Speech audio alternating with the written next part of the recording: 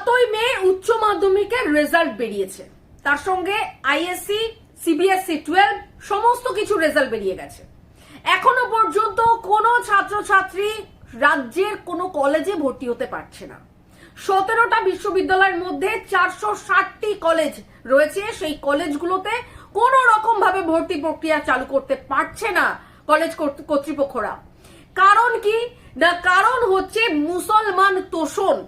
রাজ্যের মুখ্যমন্ত্রী মমতা বন্দ্যোপাধ্যায় ওবিসি তালিকাতে যে 76টি অবৈধ মুসলিম সম্প্রদায়কে অন্তর্ভুক্ত করার জন্য জেদ নিয়ে বসে আছেন, তার জন্যই এই সমস্ত পড়ুয়াদের আজকে ভবিষ্যৎ অনিশ্চয়তার দিকে।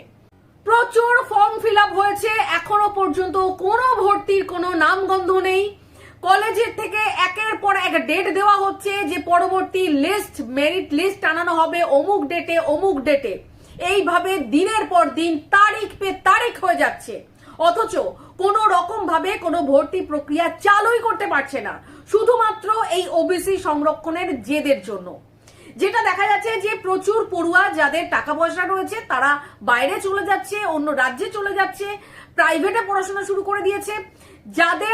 যারা আর্থিকভাবে সে অর্থে সচ্ছল নয় তারাই তো সরকারি স্কুল কলেজের উপর নির্ভর করে থাকে।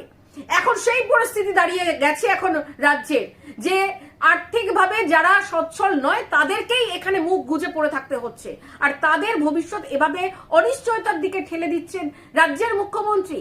যেখানে শিক্ষার অবস্থা একেবারে বেহাল, যেখানে স্বাস্থ্যের অবস্থা বেহাল, কোনো কর্মসংস্থান নেই, কোনো নিরাপত্তা নেই মানুষের, যেখানে নিজের কর্মস্থলে, সরকারি কর্মস্থলে দাঁড়িয়ে যেখানে খুন হতে হয়, ধর্ষণ হতে হয়, সেই জায়গায় দাঁড়িয়ে আজ পড়ুয়াদের এই করুণ অবস্থাতে সত্যি হতবাক হয়ে যাচ্ছি আমরা। কারণ এই সময় অন্যান্য বছরে কিন্তু নবীন বরণ হয়ে যায়, আর এই জায়গায় এই বাচ্চাদের ভবিষ্যতের কথা ভেবে যেখানে কোর্ট রায় দিয়েছে যে ওবিসি সংরক্ষণ 2009 সালের যে সংরক্ষণ, সেই সংরক্ষণ অনুযায়ী হবে, সেখানে মমতা বন্দ্যোপাধ্যায় একবার সুপ্রিম কোর্ট যাচ্ছেন, একবার ডিভিশন বেঞ্চ, একবার সিঙ্গেল বেঞ্চ, একবার তিনি আবার পিটিশন করছেন, মানে যা ইচ্ছে তাই করে যাচ্ছেন। আর এই জায়গা থেকে অতি দ্রুত এর সমাধান না হলে তাহলে কিন্তু ফল অনেক মারাত্মক হবে, এটা কিন্তু একেবারে পরিষ্কার হচ্ছে।